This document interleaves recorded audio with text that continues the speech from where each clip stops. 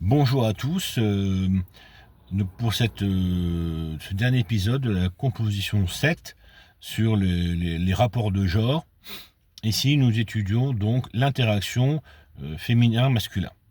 Avec d'un côté le masculin rendre confortable, simplifier le réel, le féminin gérer son ethos propre et en se rendant agréable. Et donc le conflit ici va être typiquement un décalage de sens.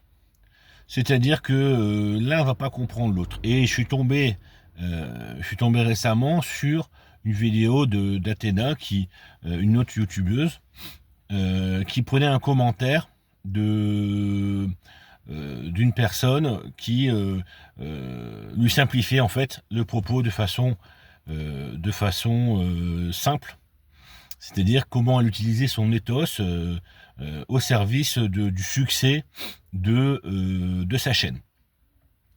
Alors, mon propos n'est pas de dire si l'un ou l'autre a raison, je ne connais ni le commentateur ni Athéna de façon personnelle, donc de dire que si c'est provoquant dans un sens ou de l'autre, je ne suis pas là pour le dire, mais c'est un bon exemple pour illustrer en fait le conflit où on voit ces deux qualités qui s'expriment.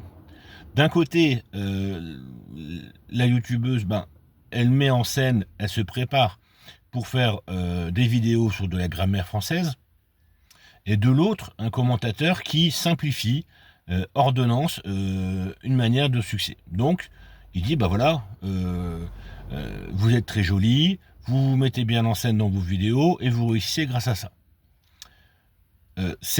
Donc, il manque le propos, en fait, dans la simplification, du fond. Et le fait de dire, ça rend agréable, en fait, les points de grammaire que vous donnez, elle l'a pris super mal. Et elle a fait le relais sur son réseau pour expliquer que c'était une réduction de la femme objet, que son propos était réduit à son aspect physique. Or, là, on voit bien que d'un côté, il y a une question de simplification, et on voit sur le message, elle le met, il y a deux compliments. Allez, vous êtes très jolie. Alors,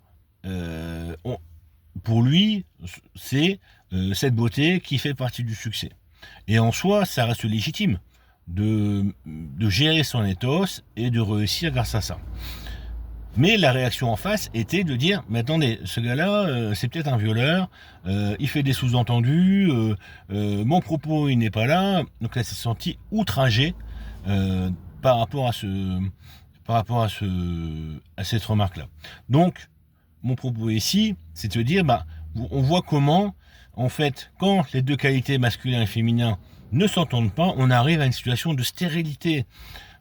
On a un commentateur qui se sent incompris, qui commence à expliquer, voilà, vous réussissez grâce à ça, grâce à la gestion de votre ethos, et elle qui prend ça comme une atteinte à sa dignité. Donc là, ni l'un ni l'autre ne ressortent gagnants.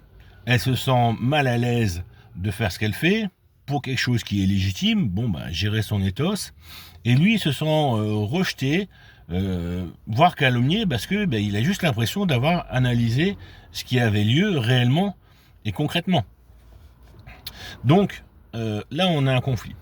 Et on peut imaginer donc dans cette situation comment ça se passerait s'ils s'entendaient. C'est-à-dire que si le genre féminin et le genre masculin arrivent à se construire l'un l'autre, c'est-à-dire que le féminin gère l'ethos propre, le masculin gère finalement l'espace réel, la simplification du réel, on arrive sur une situation de bien-être. Et donc là, on passe d'un coup à un lieu où on n'a pas envie d'être, ni dans la femme objet, ni dans le commentateur rabroué et montré du doigt, à une situation de bien-être où finalement il y a un apprentissage mutuel. Tu travailles sur ton ethos, ça se voit, et tu réussis grâce à ça. Et donc ce travail-là est souligné. Donc voilà, c'était notre dernière vidéo sur la gestion de la relation en deux genres, entre le masculin et le féminin, aménager le réel, gérer son ethos. À très bientôt, au revoir.